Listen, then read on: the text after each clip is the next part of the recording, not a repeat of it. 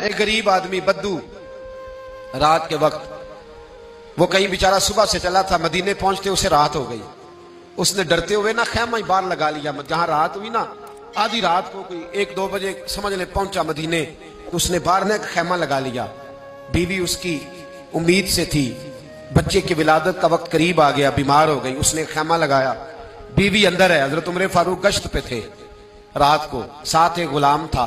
حضرت عمر فاروق رضی اللہ تعالیٰ عنہ کہنے لگے وہ آگ جل رہی ہے تھوڑی سی، پتہ کرو کون ہے. تو آپ کا غلام پتہ کرنے گیا تو بدو نے ڈانٹ دیا، کہنے لگے جاؤ تمہیں کیوں بتاؤں. حضرت عمر خود گئے، کہنے لگے مسافر بھائی بتا تو صحیح. کہنے لگا جی چھوڑے، میں آپ کو کیوں بتاؤں، میں کون ہوں، کیسے آیا ہوں. فرمایا خیمے کے اندر سے کراہنے کی آواز آتی، کوئی درد سے چیخ رہا ہے، بتا ہمیں بات کیا ہے. کہنے لگا جی میں فلاں بستی فلاں علاقے کا ایک غریب ہوں، امیر المومنین عمر فاروق سے ملنے آیا ہوں، اور رات ہو گئی ہے تو یہاں خیمہ لگایا ہے، صبح میں ان سے مل کے چلا جاؤں گا. تو رات کو تکلیف دینا پسند نہیں کیا، تو میری بیوی امید سے تھی، اب بچے کی ولادت کا وقت قریب ہے، پاس کوئی نہیں. حضرت عمر کہنے لگے تو ٹھہر میں ابھی آیا. چہرے پہ نقاب ہے، اسے بتایا نہیں میں ہی امیر المومنین. عمر دوڑے گئے، اپنی زوجہ سے کہنے لگے اگر تجھے بہت بڑا اجر مل رہا ہو تو حاصل کرے گی. کہا کروں گی. تو کہنے لگے چل پھر میرے ساتھ، بہت بڑا اجر ہے. ایک دوست کے ہاں ولادت کا وقت ہے، ضرورت کی چیزیں ساتھ لے لو. اس عورت نے تھوڑے دانے لے لیے، گھی لے لیا. حضرت عمر سے کہنے لگی لکڑیاں اکٹھی کر لیں. امیر المومنین، کونسلر کی بات نہیں بتا رہا آپ کو، میں آپ کو ایم پی اے کی بات نہیں بتا رہا، ایم این اے کی بات نہیں بتا رہا، جو 10 گاؤں کو ملا کے چیئرمین بنا ہے اس کی بات نہیں بتا رہا. اس کی بات بتا رہا ہوں جو 22 لاکھ مربع میل کا حکمران ہے.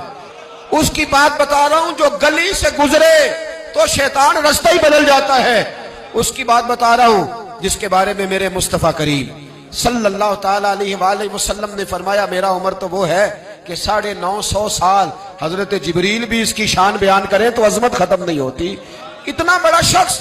حضرت عمر نے لکڑیاں اکٹھی کی، اینٹوں کا روڑے لے کے چولہا بنایا، پہنچ گئے. آپ کی زوجہ کہنے لگی یہ تھوڑے دانے ڈال لیں، گھی ڈال لیں اور ایک لکڑی لے کے اس کو ہلائیں، تیار کریں. خود زوجہ اندر چلی گئی. حضرت عمر باہر پکانے لگے. وہ بدو کہتا ہے میں اس طرح کا ان کے ساتھ بہیو کرنے لگا جیسے کو کسی چوکیدار کے ساتھ نہیں کرتا. میں نے سمجھا یہ عمر نے چوکیدار رکھے آنے جانے والے مہمانوں کا. میں کبھی پانی کا پیالہ مانگتا، کبھی کوئی بات، عمر دوڑے جاتے، کبھی پانی لاتے. او مسلمانوں، او میرے رسول کے غلام عزیزو، حضرت عمر فاروق. وہ غلام کہتا ہے میں عمر سے کہتا، میں کہتا غلام پانی لا تو عمر دوڑ کے پانی لاتے. میں کہتا تجھے گھی پکانا بھی آتا ہے، پہلے بھی کبھی پکایا ہے؟ تو عمر فرماتے کوشش تو کر رہا ہوں. میں کہتا پہلے بھی کبھی تیری بیوی نے یہ کام کیا ہے؟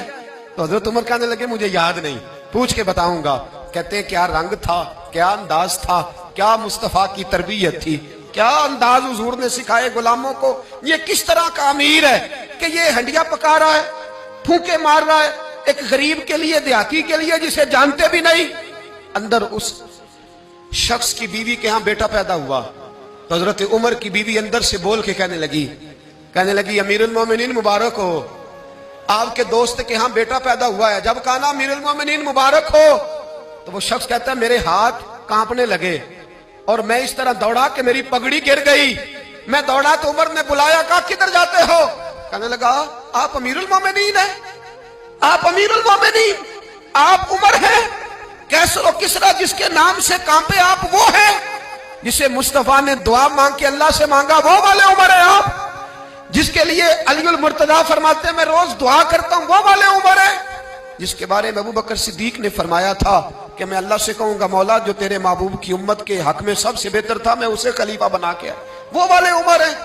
عمر امیر المومنین کی بیوی وہ تو خاتون اول ہوتی ہے، وہ تو ملکہ ہوتی ہے، اور تیری بیوی دائی بن کر ایک غریب کے بچے کے پاس بیٹھی رہی ولادت کے وقت. عمر امیر المومنین ہو کے تیری داڑھی ساری دھومے سے بھر گئی تو ڈیوٹی کرتا رہا.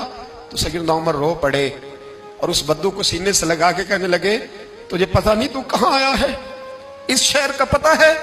اس نے کہا حضور کہاں ہے؟ فرمایا یہ میرے نبی کا مدینہ ہے، یہ مصطفیٰ کا مدینہ ہے، یہاں امیروں کا استقبال نہیں ہوتا، یہاں غریبوں کے استقبال ہوتے. یہاں حضور نے اس اسٹیٹ پہ میرے رسول پاک نے وہ والا رنگ دیا ہے کہ اب غریب سر اٹھا کے جینے لگے ہیں، اب مزدوروں کو عزتیں ملنے لگی ہیں، اب یتیموں نے سر اٹھا لیا ہے کہ ہمارا کوئی سننے والا آ گیا ہے.